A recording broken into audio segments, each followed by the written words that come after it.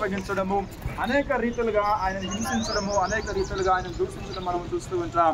So ఇవన్నీ కూడా ఆయన ఏమీ చేయనప్పటికీ కూడా ఎందు నిమిత్తము ఆయన ఇంత ఘోరమైన శ్రమల గుండా వెళ్ళవలసి వచ్చిన కారణం ఏంటి అని అంటే కేవలం ఒకటి ఏంటి అని అంటే ఆయన ప్రజల యొక్క అతిక్రమములను బట్టి వారిని తమ యొక్క అతిక్రమం విడిపించడానికి యేసు ప్రభు మరి ఇటువంటి మార్గము గుండా వెళ్ళవలసిన వాడై ఉన్నాడు కనుక ఆయన గురించి ఏ ప్రవచనం అయితే రాయబడిందో అదే రీతిగా మనము సువార్తలలో యేసు ప్రభు యొక్క సిలువను కూర్చున్నటువంటి కార్యాలను మనము చూస్తూ ఉంటాం.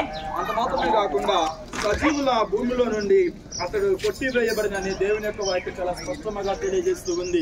మరణము లేనటువంటి ఆ దేవుడికి మరణమని ఎంత మాత్రం కూడా రుచి చూడనటువంటి ఆ దేవునికి మరణమే లేనటువంటి ఆయన దేవుని యొక్క వాక్యం సెలవిస్తూ ఉంది.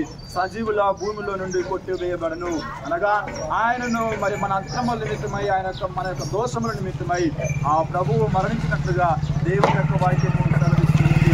ఏమైనటువంటి బిడ్డలారా, ఈ యొక్క ఉదయకాల సమయంలో మనమందరం కూడా తెలుసుకోవాల్సింది, నేర్చుకోవాల్సింది ఏంటి అని అంటే యేసు ప్రభు వారు మనము జ్ఞాపకం చేసుకోవాలి. గమనించండి, ఈ లోకంలో మరి ఎవరు కూడా పక్కవారి కోసం ప్రాణము పెట్టరు కానీ బట్ ఏమంటారు ఆశించకుండా దేనిని కూడా ఎంత మాత్రము కూడా అనుకోకుండా మనందరి కొరకు ప్రాణం పెట్టినటువంటి దేవుడు ప్రభు అయిన యేసుక్రీస్తు కనుక ఇంకా మనలో ఒకవేళ ఇంకా ఏమైనా సరే పాపపు క్రియలు ఏమైనా ఉన్నట్లయితే వాటిని మనము యేసుక్రీస్తు నందు మనం ఒప్పుకున్నప్పుడు దేవుడు ఒప్పుకున్న వాడు కనుక మరి పాపము చేత మరణించవలసినటువంటి మనమల్ని కూడా ఎప్పుడైతే మన పాపాలను మనం ఒప్పుకుంటామో ఆ దినమున దేవుడు మనల్ని పాపం అనేటువంటి మరణంలో నుంచి ఆయన పైకి లేవనెత్తే దేవుడిగా ఉంటూ ఉన్నాడు. కనుక ప్రియమైనటువంటి దేవుని బిడ్డలారా, మనమందరము కూడా ప్రభు అయినటువంటి యేసుక్రీస్తు యొక్క విషయంలో మనము ఆయన మన కొరకు మరణించాలని చెప్పేసి అనేకమైన విషయాలు తెలుసుకున్న వారిగా ఉంటూ ఉన్నాం.